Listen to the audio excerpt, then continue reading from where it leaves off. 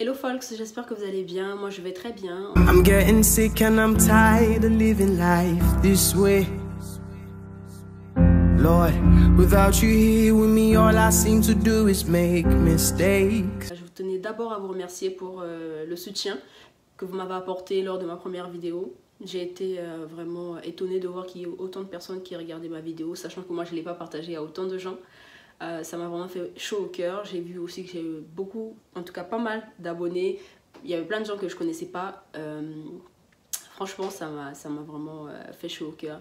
J'ai également remarqué qu'il y avait beaucoup de personnes du Cameroun qui m'ont regardé. C'est très très gentil. Je soupçonne quelqu'un d'avoir partagé ma vidéo sur la chaîne nationale du Cameroun. Non, je rigole.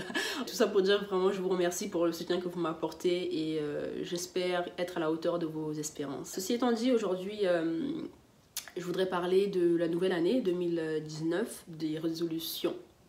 Donc voilà, des résolutions. Souvent, la nouvelle année pour certains est le moment de prendre des bonnes résolutions, n'est-ce pas? Vous en aviez certainement déjà pris ou pas. Moi, personnellement, je fais partie des personnes qui prennent pas de résolution la nouvelle année. Je n'ai jamais été sur cet engouement-là. C'est pas ma façon de penser. Je n'attends pas une nouvelle année pour mettre en place certaines choses que je voudrais changer ou mettre en place des habitudes que je voudrais prendre. Je n'attends pas la nouvelle année parce que je pense que c'est se fourvoyer. C'est se fourvoyer que de se dire voilà, pour la nouvelle année, je voudrais faire ci, je voudrais pas faire ça. Non. Je préfère éviter les déceptions et la culpabilité, donc je ne le fais pas. Je trouve quand même ça assez curieux que ce qui n'a pas été décidé pour l'année qui vient de passer, ce qui n'avait pas été décidé pour l'année qui vient de passer, soit subitement plus réalisable dans l'année qu'on vient dans l'année dans laquelle on vient de rentrer. C'est sûr que bon, il y a des résolutions qui sont plus louables que d'autres, comme par exemple être une personne beaucoup plus ouverte, être une personne qui aide les nécessiteux, être une personne qui veut accroître sa foi, qui veut avoir une vie spirituelle beaucoup plus importante. Ça, c'est sûr que c'est louable, mais pour moi, les vraies bonnes résolutions n'attendent pas une date particulière pour être prises, n'attendent pas une nouvelle année. Vous voyez ce que je veux dire? Parce que pour moi, les bonnes résolutions, c'est comme quelque chose d'important, quelque chose d'urgent. Est-ce que vous, quand vous avez quelque chose d'important, vous attendez une date particulière pour le faire? Bon, sauf si c'est un projet. Enfin, je ne parle pas d'un projet, là, je parle vraiment d'une résolution. Il y a quelque chose que tu voudrais changer dans ta vie. Est-ce que tu attends une date particulière pour la mettre en pratique? Non, je pense qu'il n'y a personne qui fait ça.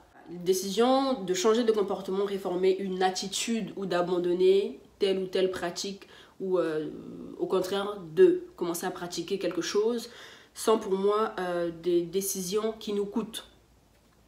C'est des décisions qui ont un prix. Ce qui veut dire que vous devez prendre le temps d'y penser. Vous devez prendre le temps de le calculer, vous devez prendre le temps de le mûrir, vous devez prendre le temps d'y réfléchir et vous devez surtout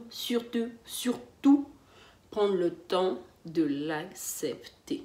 Tant qu'on n'accepte pas quelque chose, un changement particulièrement, il n'est pas tangible. En tout cas, on n'y parvient pas, on n'y arrive pas au bout.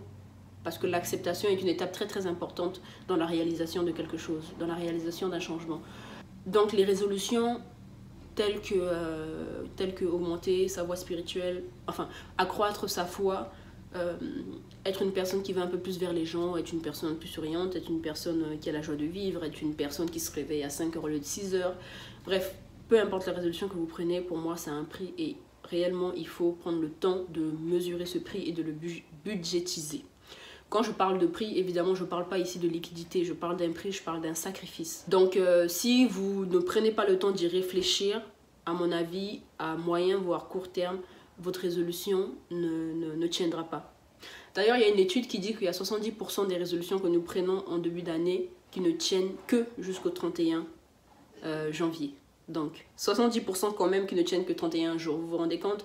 Tout ça pour dire que vraiment, oui, ce sont des résolutions qu'il ne faut pas prendre à la légère. Et à mon avis, ce qui justifie ce taux d'échec, c'est le fait que dans l'engouement de la nouvelle année, beaucoup de gens ne prennent pas le temps de mesurer justement l'importance du sacrifice qu'ils auraient à faire pour la réussite de ce changement-là qu'ils désirent. Aussi, rappelez-vous bien que un changement qui ne vous coûte pas, un changement qui lorsque vous apprêtez à le réaliser, ne vous prend pas de votre personne. C'est une résolution en vain. C'est quelque chose qui ne tiendra pas, c'est quelque chose qui n'a pas d'importance. Parce qu'en réalité, pour toutes les choses qui sont importantes et qui valent la peine, ça nous prend de notre personne. Vraiment, ça prend d'aller chercher au fond de toi pour changer. Parce que comme on dit, les mauvaises habitudes ont la dent dure, n'est-ce pas? Les personnes qui tiennent, qui veulent changer pour la nouvelle année, premièrement, vous n'avez pas à attendre une nouvelle année pour effectuer un changement, je pense. Secondo, je pense que vous devrez prendre le temps de le mûrir, d'y réfléchir. Même si c'est au courant de la nouvelle année, même si ce n'est pas en janvier de cette nouvelle année, même si c'est en février, même si c'est en juillet que vous vous êtes rendu compte et que vous ressentez le désir d'effectuer un changement, n'ayez pas peur, ne vous comparez pas à un tel ou à un tel. En tout cas, prenez votre changement à cœur, puis faites ce qu'il faut pour le réaliser. Ne vous comparez pas. En fait, le problème aussi, je pense, des personnes qui prennent des résolutions, c'est que ils ne se comparent pas à eux-mêmes. Ils se comparent à quelque chose, à un idéal qu'ils voudraient atteindre, mais ils ne regardent pas à eux. Ils ne regardent pas ce qu'ils sont capables de réaliser, ce qu'ils sont capables de donner et ce qu'ils sont capables de tenir dans le temps pour réussir cette résolution-là. Donc, faut regarder vraiment à soi. Faut regarder ce qu'on est capable de faire et ce qu'on est capable de ne pas faire. Il y a des changements qui ne dépendent pas de nous. Je pense que les changements sont la réelle volonté de changer ne tient pas qu'à nous en fait, je pense. Ça doit être au-delà de nous. Les êtres humains peuvent changer, je pense, mais dans une certaine mesure et dans une certaine limite de temps. Un être humain à lui seul n'est pas capable de changer durablement dans le temps. Je pense qu'il faut quand même faire appel à Dieu. Il faut vraiment croire en Dieu pour ce changement-là. Je crois que c'est lui seul qui est capable de nous faire changer durablement dans le temps. Donc, quand vous prenez le temps de regarder, quand vous prenez le temps d'effectuer vos résolutions, regardez à Dieu, parlez-lui, demandez-lui de vous donner le courage nécessaire pour y tenir, de vous donner la volonté et d'y parvenir en fait. Je pense que c'est comme ça que vous réussirez. Et puis, il y a des changements que tu es capable de penser aujourd'hui et de le mettre en pratique demain. Tu sais ça, il y a des changements, donc tu n'es pas obligé d'attendre 1 semaine, 2 semaines. Par exemple, un changement. Je voudrais, si tu es une personne, admettant, qui ne priait pas d'habitude, tu dis j'aimerais être dorénavant capable de prier. Ben, tu te réveilles un matin, tu te mets à prier. Ou au moment où tu le dis, au moment où tu effectues ce vœu, au moment où ce souhait naît dans ton cœur, ben, tu peux te mettre à prier. Le changement a commencé là. Maintenant, c'est de tenir dans le temps. C'est tenir dans le temps qui est le plus important. Mais il faut commencer aussi, c'est important. Aussi, je voulais parler vite fait je pense que c'est un peu lié, des ambitions. Oui, des ambitions. Il y a beaucoup de gens, parce qu'on n'a pas d'ambition qui vont dans le même sens que les leurs, on n'a pas une ambition qui, selon eux, est tangible et importante, alors ces personnes-là jugent que d'autres n'ont pas d'ambition.